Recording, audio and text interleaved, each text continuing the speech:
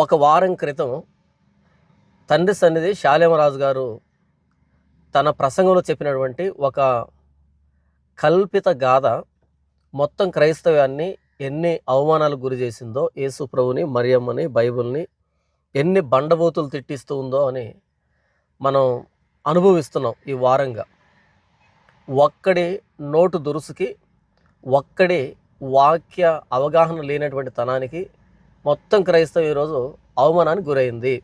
శాలేమరాజు చెప్పినటువంటి ఆ కల్పిత గాథను ఆధారం చేసుకొని ఎవరో నాకు కొన్ని ప్రశ్నలు పంపించారు.